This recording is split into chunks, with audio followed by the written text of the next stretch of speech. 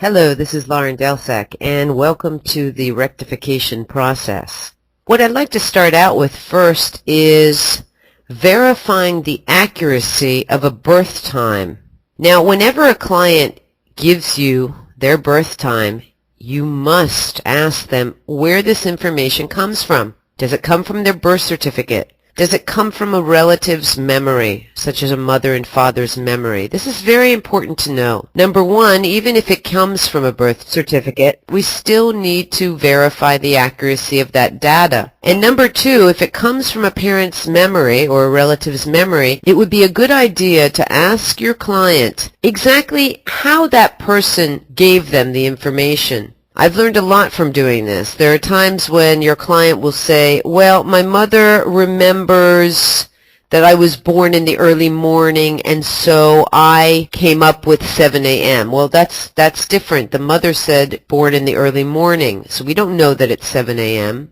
And there are other times when the parent's memory might be stated in a much more definitive way. I absolutely remember that you were born at a few minutes before 7 in the morning because I remember we went to the hospital at 5:30, and you understand what I'm trying to say. So try to ask your client exactly how it was worded, what exactly that person said. Now, many times a country will note a birth time rounded off to 15 minutes. For example, there are countries where birth certificates are only recorded at 7 in the morning, 7:15, 7:30, 7:45, or 8 o'clock. Regardless if somebody was born at 7:07, 7:09, it's recorded perhaps at 7:15 or at 7 o'clock. So we know that when it falls on a quarter hour, it is going to be off, and we need to verify the exact birth time.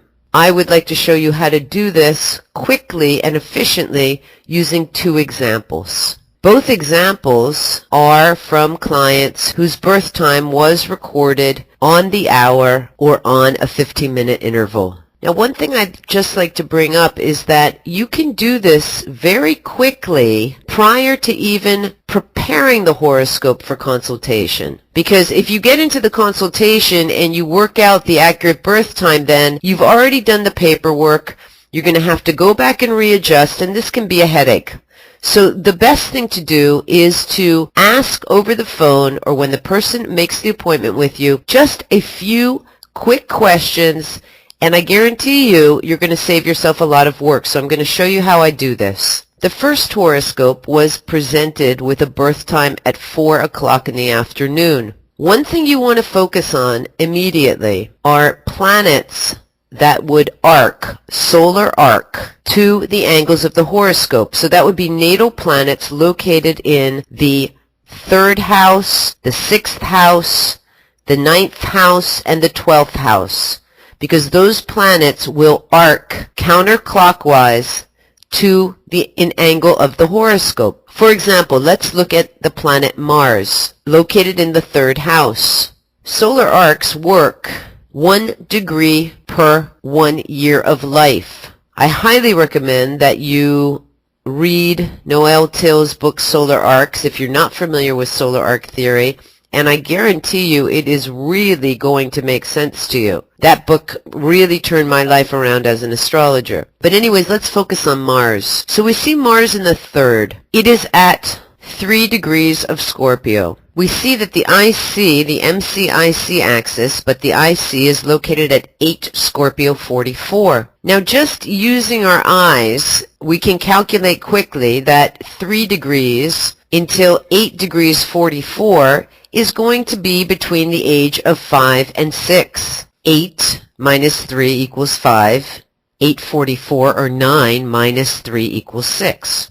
I would recommend that you bring up a listing, as I've shown you here, of solar arcs arcing to the angles of the horoscope so that you can get an exact age for that birth time. But let's just say between the age of 5 and 6 right now. Now, whenever Mars arcs to the MCIC axis, you can think a status change within the family. Now, that status change can involve the father's work, because the MC represents the profession, and when we're talking about somebody under the age of 12, usually these arcs reflect something going on in the family life with one of the parents. On the IC, we can think about a status change within the family. So I asked this client, I said to him, please tell me, give or take a year either way, what was the status change in your family around the age of 5 or 6, either regarding your father's work or regarding something to do with your family?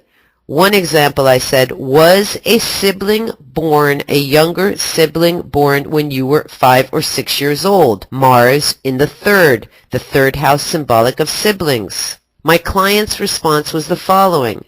He said that there were no changes at that time. They did not move to a new home. His father did not change work. However, he said, at the age of 3, my mother gave birth to my sister, and my sister was stolen from the hospital a few days after she was born, and we never found her again.